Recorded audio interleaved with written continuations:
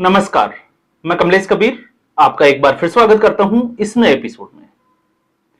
आज के इस एपिसोड में हम बात करेंगे मोदी सरकार की। एक तरीके से प्रधानमंत्री नरेंद्र मोदी ने और उनकी टीम ने विपक्ष के साथ में खुले में कांड कर दिया, हम ये कह सकते हैं, क्योंकि एक होती है गुप्त तरीके से प्लानिंग। तो जो जिसको पता नहीं हो गुप्त तरीके से की जाए उसे हम प्लानिंग कहते हैं, और जो ओपनली कहकर किया जाए उसे हम सीधे तौर पर जो है वो राजनीति में कांड कह सकते हैं। तो आप सोचकर देखिए कि प्रधानमंत्री नरेंद्र मोदी ने संसद का विशेष सत्र बुलाया, और विशेष सत्र इसलिए बुलाया क्योंकि नारी शक्ति वंदन जो बिल था उसको पेश करना था, उसको पास कराना था। अब आप सोच सकते हो कि आखिर जो 2023 में जिस बिल को पास किया था उसके लिए विशेष सत्र की जरूरत क्यों?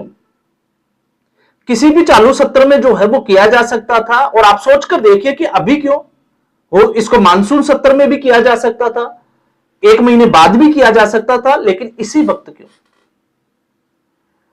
तो एक तरीके से हम ये कह सकते हैं कि नरेंद्र मोदी और उनकी टीम, स्पेशली मैं कहूंगा अमित शाह, इनको पता है कि विपक्ष का रवैया क्या है और विपक्ष क्या करने वाला है। और आप देखिए विपक्ष ठीक अगर स्थिति में अगर विपक्ष को समझोगे तो विपक्ष वही कर रहा है जो नरेंद्र मोदी और अमित शाह चाहते हैं। इसलिए मैंने कहा कि खुले तौर पर कांड कर दिया। अब इसके साथ में जो चीजें लेकर आई है केंद्र सरकार, क्योंकि विपक्ष की स्थिति यह है कि ना निगले जो है वो बन रहा है ना उगले बन रहा है।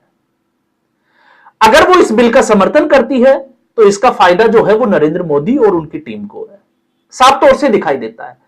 और विपक्ष अगर इसके खिलाफ आता है तो एक तरीके से विपक्ष का जो परसेप्शन है, विपक्ष का जो नैरेटिव है वो ध्वस्त हो जाता है, और पब्लिक में यह जाएगा कि विपक्ष जो है वो चाहता ही नहीं है, क्योंकि इससे पहले भी जो है वो इस तरीके के प्रयास किए गए हैं।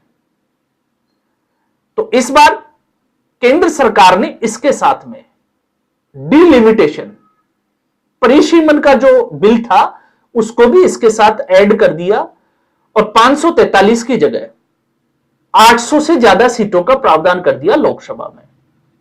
अब इसको लेकर विपक्ष उत्तर और दक्षिण की जो लड़ाई है उसके बहाने एक तरीके से यह सोच रहा है कि शायद जो है वो इस सरकार के खिलाफ लोग सड़कों पर उतर सकते हैं, लेकिन ऐसा होगा नहीं, क्योंकि सरकार इस बिल को लेकर आई है तो पूरी तैयारी के साथ लेकर आई है।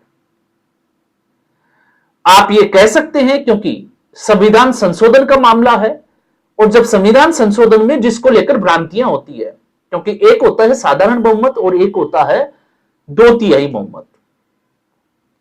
तो संविधान में जैसे कोई नॉर्मली अगर बिल आता है तो उस बिल को पास कराने के लिए मेजोरिटी की जरूरत होती है। मेजोरिटी का मतलब सदन में उपस्थित लोगों का आधे से एक ज्यादा।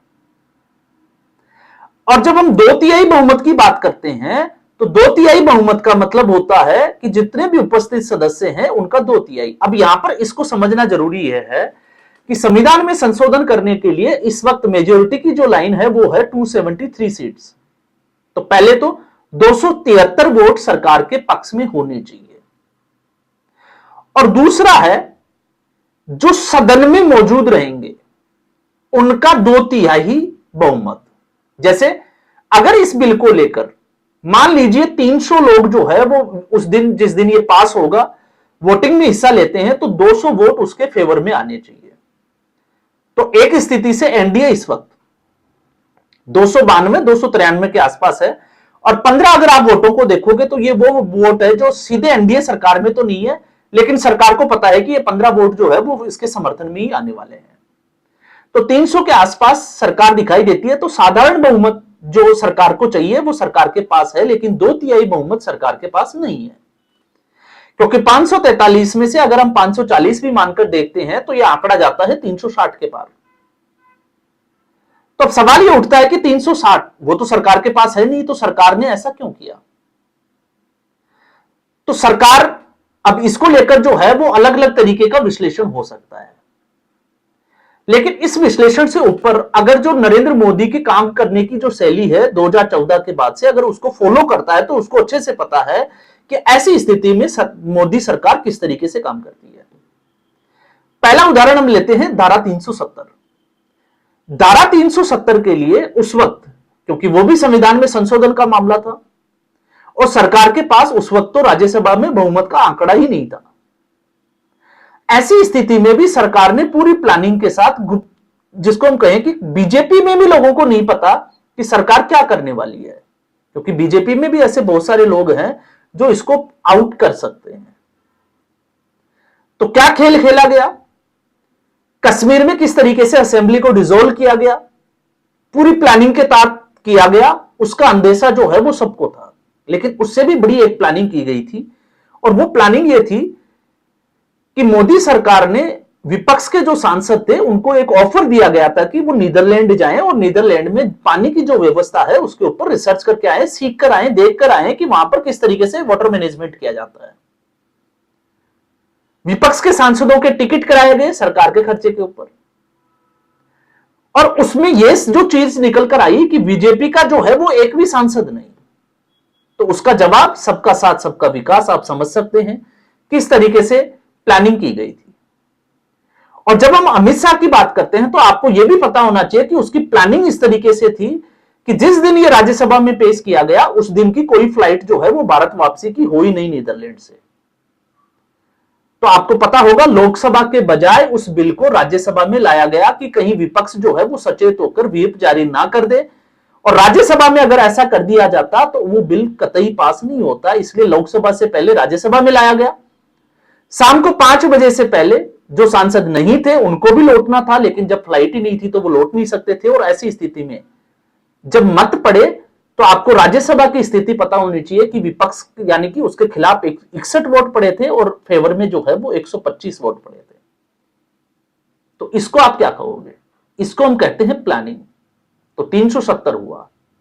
370 के अलावा अगर आप देखोगे तो फिर काम किया गया कृषि सुधार के जो 3 कानून थे। प्लानिंग क्या थी सरकार की? प्लानिंग यह थी कि उसी के साथ में पेश किया गया जेड सिक्योरिटी को सुरक्षा वापस ली गई राहुल गांधी का। तो पूरी कांग्रेस पार्टी गांधी परिवार की सुरक्षा के पीछे लग गई, उसको बचाने में वॉकआउट हुआ। और वॉकआउट हुआ तो जो चीजें जो विपक्ष कर सकता था वो कर नहीं पाया, और सरकार ने वो 3 बिल जो है वो लेकर आई। बाद में आप कारण से किसी के भी कह सकते हैं, लेकिन जो प्लानिंग थी वो सरकार की यही थी। तो सरकार ने 2023, और जब उस वक्त ये कहा गया कि जनगणना दोबारा होगी उसके बाद में जो है वो इसके ऊपर होगा, लेकिन उससे पहले ही जो है, क्योंकि अब तो जनगणना भी नहीं हुई, जनगणना शुरू हो चुकी है, आपने वो चीजें सारी देखी है, इसलिए मैं यहां पर जो है वो गृह मंत्री अमित शाह और प्रधानमंत्री नरेंद्र मोदी की बात नहीं करूंगा। चाहे वो अमित शाह का जो है वो अखिलेश यादव को मुसलमानों के रिजर्वेशन की बात करता हो, जो महिलाओं की बात कर रहे थे, और अमित शाह ने तंज कसते हुए सीधे तौर पर बोला कि वो चाहे तो सभी टिकट जो है वो मुस्लिम महिलाओं को दे सकते हैं, क्योंकि किसी भी धर्म के आधार पर हमारे संविधान में लिखा हुआ ही नहीं है कि उसको रिजर्वेशन दिया जाए। रिजर्वेशन का जो प्रावधान है वो एससी एसटी को लेकर हमारे सिर्फ धर्म में है, तो वो खारिज हो जाता है। और इसके अलावा चाहे वो कल्याण बनर्जी की जो है वो टोका टोकी हो प्रधानमंत्री नरेंद्र मोदी को, या दूसरी जो है वो बीच बीच में जो झड़प देखने को मिली उसका जवाब देना हो, तो भारतीय जनता पार्टी 2024 के लोकसभा से सबक लेते हुए वो समझ चुकी है कि उसको करना क्या है। लेकिन अभी भी जो मुझे लग रहा है वो स्थिति यह है कि विपक्ष समझ ही नहीं पा रहा कि उसको क्या करना है। तो वो गलत तरीके से नरेंद्र मोदी की जो सरकार है उसको घेरने का प्रयास करती है, लेकिन वो विफल हो जाती है। अब आज की स्थिति में आप सोच को देखिए कि विपक्ष जो है वो किसके साथ खड़ा है और किसके खिलाफ खड़ा है। डिलिमिटेशन होता है, विपक्ष भले ही उत्तर से दक्षिण कर ले, लेकिन जनसंख्या के आधार पर डिलिमिटेशन जो है वो होना ही है। और यह भी तय है, क्योंकि हम यह भी नहीं कह सकते कि सरकार की प्लानिंग जो है वो किस तरीके की है। सीधी सी बात है, राजनीति साम दाम दंड भेद का खेल है, और जो ये चारों नीतियां जानता है वो ही राजनीति में टिकता है। तो बीजेपी यहां पर अगर आपको यह लगे कि ईमानदारी से राजनीति करने आई है तो ये तो जो है वो सबसे बड़ी बेवकूफी है, लेकिन बीजेपी जिस रणनीति के हिसाब से राजनीति करती है उस हिसाब से विपक्ष जो है वो उसके आसपास भी नहीं टिकता है। हालांकि विपक्ष कांग्रेस पार्टी का इतिहास रहा है, वो 50-60 साल जो है वो सत्ता में रहे, लेकिन आज की कांग्रेस उस तरीके की कांग्रेस नहीं है। तो भारतीय जनता पार्टी विपक्ष के साथ एक तरीके से कभी कभी तो ऐसे लगता है जैसे खेल रही हो। और खेलती कैसे हैं? क्योंकि कुछ बिल ऐसे भी होते हैं जैसे वक्फ बिल। भारतीय जनता पार्टी को अच्छे से पता था कि लोग सड़कों पर उतरेंगे, अराजकता फैलेगी और कुछ बड़ा जो है वो अनायास हो सकता है।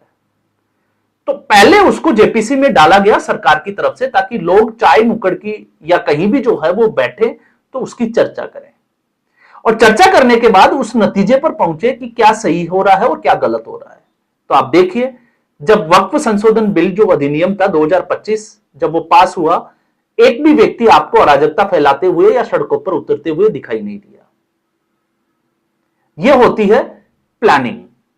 कृषि सुधार जो 2020 का जो कानून था उसमें भारतीय जनता पार्टी ने इस तरीके की रणनीति नहीं बनाई, और उसका नतीजा यह हुआ कि 1 साल के बाद में भारतीय जनता पार्टी को उसको वापस लेना पड़ा। तो इसके अलावा बाकी जितने भी जो बिल जो इस तरीके के हैं जिससे भारतीय जनता पार्टी के हाथों में दोनों हाथों में लड्डू हो, अगर वो पास होता है तो उसका क्रेडिट बीजेपी को जाए, और अगर वो नहीं होता है तो भी जो है वो बीजेपी को वोट जाए, उस स्थिति में है। और इन बिल को, चाहे वो वन नेशन वन इलेक्शन हो, यूसीसी हो, भारतीय जनता पार्टी इस वक्त जो है वो डंके की चोट पर कह के जो है वो ऐसे बिल पास कर रही है, संसद में पेश कर रही है। अब भले आप इसको जो है वो तमिलनाडु और पश्चिम बंगाल की राजनीति से जोड़कर देख सकते हैं, और मुझे लगता है कि जोड़कर देखना भी चाहिए, क्योंकि बीजेपी एक राजनीतिक दल है। वो यहां पर जो है वो फूल बांटने नहीं आई है, वो सत्ता में आने आई है। और सत्ता में आने के लिए भारतीय जनता पार्टी, क्योंकि वो सत्ता में है, वो जो रणनीति बनाएगी वो रणनीति बनाने का उसको पूरा अधिकार है। तो आप किसी भी तरीके से इसको जो है वो सोच सकते हैं। तो ये बिल पास होगा। विशेष सत्र जो है उसके पीछे की कहानी यह है कि पूरा देश देखे, क्योंकि विशेष सत्र के नाम पर बाकी जितने भी जो सत्र होते हैं नॉर्मली, चाहे वो बजट सेशन हो, मानसून सत्र हो, शीतकालीन सत्र हो, उसमें बहस होती है, हंगामे की बैंड चढ़ जाता है। तो ऐसे बिल जो है वो एक तरीके से ढक दिए जाते हैं। लेकिन विशेष सत्र का मतलब कि एक हाईलाइट मिलता है पर्टिकुलर उसी बिल को, और यही जो है वो सरकार चाहती थी। तो आज के एपिसोड में बस इतना ही। उम्मीद करूंगा वीडियो एपिसोड आपको पसंद आया होगा। वीडियो को लाइक करें, शेयर करें, चैनल जरूर सब्सक्राइब करें। धन्यवाद।